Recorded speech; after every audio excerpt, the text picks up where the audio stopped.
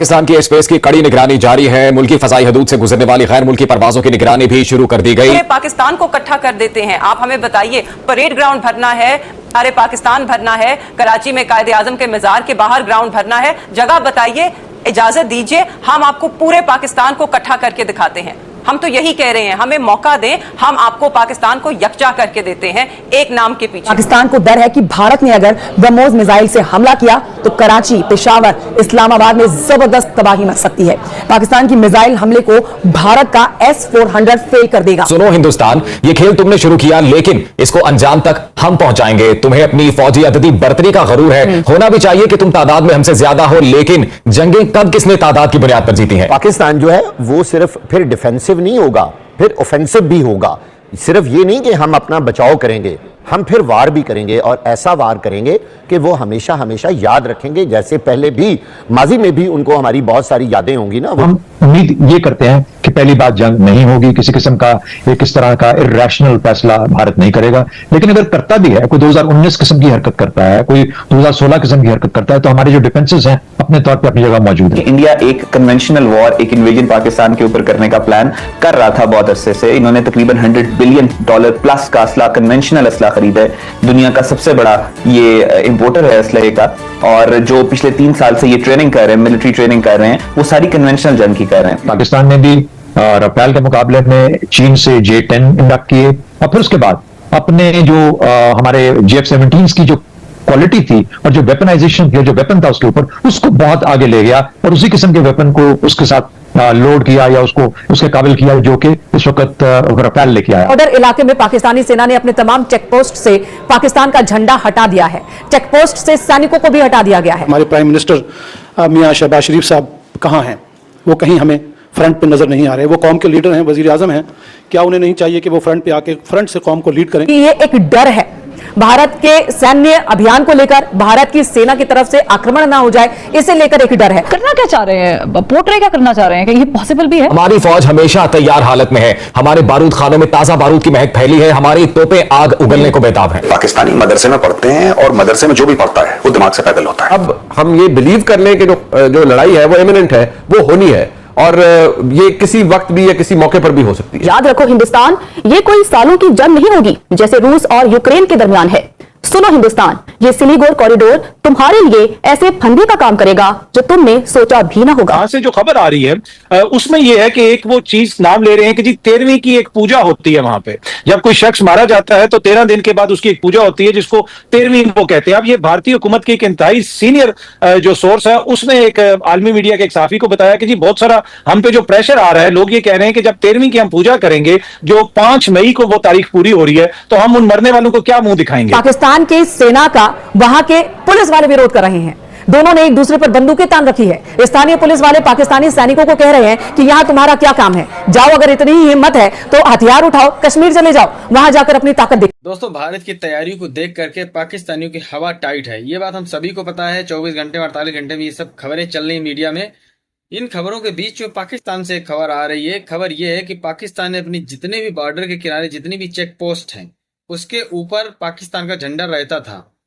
Border के किनारे किनारे, चाहे अपने भारत की इधर चेक पोस्ट हो या पाकिस्तान की बॉर्डर के किनारे चेक पोस्ट हो, उसके ऊपर देश का झंडा रहता था। अब मैं क्यों बोल रहा हूँ, क्योंकि पाकिस्तान ने अपनी उस चेक पोस्ट से, सारी चेक पोस्ट से झंडा उतार लिया है, क्योंकि भारतीय सेना को कंफ्यूज किया जा सके कि ये जो चेक पोस्ट है, चेक पोस्ट नहीं है किसी गांव वाले की, कोई झोपड़ी है, कोई मड़ैया है, मतलब कोई ट्यूबवेल है। तो दोस्तों, पाकिस्तानी बहुत ज्यादा घबराए हुए हैं, डरे हुए हैं। चलिए वीडियो देखते हैं, मैं मिलता हूँ वीडियो के अंत। पाकिस्तान इस वक्त किसी किस्म की जंग में पड़ना नहीं चाहता। एक तो हम अफोर्ड नहीं कर सकते, हमारे पास पैसा नहीं है। दूसरी बात ये कि पहले ही ऑलरेडी, जैसे मैंने आपसे कहा, कि अफगान बॉर्डर जो है वहां पर काफी प्रॉब्लम देखने को मिल रही है। ऐसे में एक और जगह पे अगर हम ये शुरू हो गया, अगर कोई अटैक वगैरह शुरू हो गया और टेंशन बढ़ गई, तो डेफिनेटली हमारे हक में नहीं जाती। 2 साल पहले इंडिया की नई पार्लियामेंट की इन्होंने इनॉग्रेशन की, और उस पार्लियामेंट में इन्होंने पाकिस्तान एडमिनिस्ट्रेटेड कश्मीर और गिलगित बल्तिस्तान की भी सीटें मुख्तस करके रखी थी। ये प्लान किया हुआ था कि जब हम खुदा न खास्ता कश्मीर और गिलगित बल्तिस्तान पे हमला करेंगे तो उनके एमपीज और एमएनएस जो है वो इन सीटों पे आके बैठेंगे। अपनी पार्लियामेंट के अंदर इन्होंने अखंड भारत का मैप लगाया था। जंगी जनून जो मोदी के सर पे सवार है, जिसको उसने हमेशा जो है अपने पॉलिटिकल मकासद के लिए इस्तेमाल किया है, और जो भारत पिछली कई दहाइयों से जो कश्मीर की डेमोग्राफी तब्दील करने की कोशिश कर रहा था, पहले उसने 370 खत्म खत्म की और अब इस वाक्य को बुनियाद बनाकर जिस तरह से इंसानी हकूक की जो खिलाफ वर्जियां वहां पे की जा रही है, सिर्फ कश्मीर में नहीं पूरे इंडिया के अंदर कश्मीरियों के लिए जो है और मुसलमानों के लिए जो है वो जिंदगी अजीरन कर दी गई है कि पहली बात जंग नहीं होगी, किसी किस्म का एक इस तरह का इर्रेशनल फैसला भारत नहीं करेगा। लेकिन अगर करता भी है, कोई 2019 किस्म की हरकत करता है, कोई 2016 किस्म की हरकत करता है, तो हमारे जो डिफेंसेस हैं अपने तौर पे अपनी जगह मौजूद है।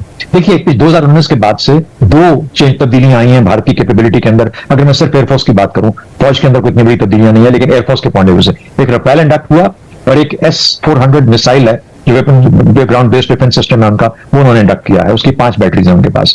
तो क्या पाकिस्तान के पास उसका तोड़ है उन चीजों का? उसके पाकिस्तान ने भी क्या ऐसी कोई चीज इंडक्ट की है? मैं सिर्फ अगर लाइन कंपैरिजन करूं, जी पाकिस्तान ने भी रफेल के मुकाबले में चीन से J-10 इंडक्ट किए और फिर उसके बाद अपने जो हमारे JF-17 की जो क्वालिटी थी और जो वेपनाइजेशन थी, जो वेपन था उसके ऊपर, उसको बहुत आगे ले गया और उसी किस्म के वेपन को उसके साथ लोड किया या उसको उसके काबिल किया जो कि उस वक्त रफेल लेके आया। इंडिया एक कन्वेंशनल वॉर, एक इन्वेजन पाकिस्तान के ऊपर करने का प्लान कर रहा था बहुत अरसे से। इन्होंने तकरीबन $100 बिलियन प्लस का असला, कन्वेंशनल असला खरीदा है।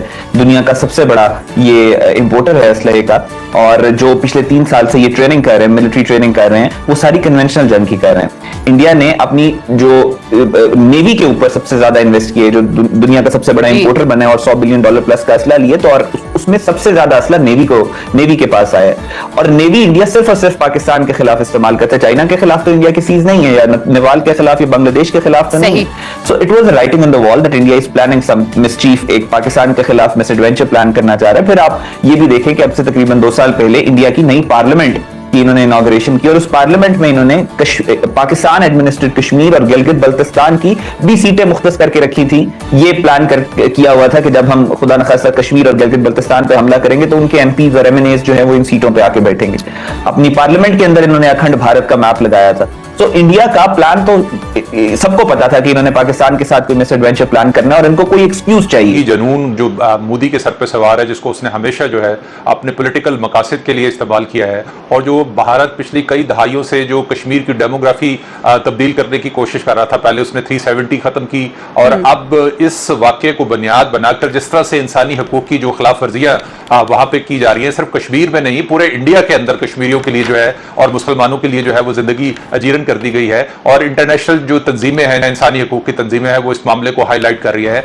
इंटरनेशनल मीडिया जो है उनका ये कहना है कि ये सारा कुछ जो है वो जानबूझकर भारत की तरफ से किया गया है। और इस सूरत हाल पर अब लगता है कि जो इंटरनेशनल कम्युनिटी है उसकी जो दौड़े लगी हुई हैं। अमेरिका जो है बायलैटरल, जो पहले उसने कहा था कि आप दोनों मिलकर बात को तय कर लें, लेकिन अब लगता है कि उन्होंने मल्टी लेवल के ऊपर जो है राब्ते किया है। अभी इसहाकडार साहब की जो है उनकी नाज़िमुल अमूर से मुलाकात हुई है।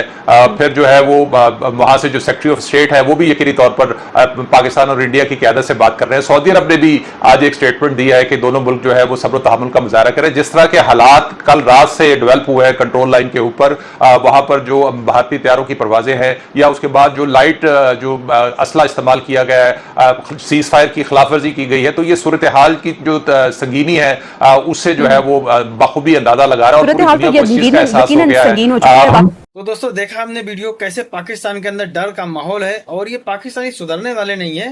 पाकिस्तान की जो आवाम है वो भी साथ दे रही है। पाकिस्तान की आवाम को चाहिए कि वो अपनी सेना के खिलाफ विध्वंस करे, बवाल करे, हुड़दंग करे और सेना के खिलाफ मोर्चा खोले, प्रदर्शन करे कि पाकिस्तान की जो सेना है वो आतंकवादियों को पालती पोसती है और वो आतंकवादी भारत में आके आतंक फैलाते हैं और फिर भारत रिटेलिएट करता है, मतलब अपने बचाव में जो जवाब देता है उसमें पाकिस्तान की जो आवाम है वो पिसती है।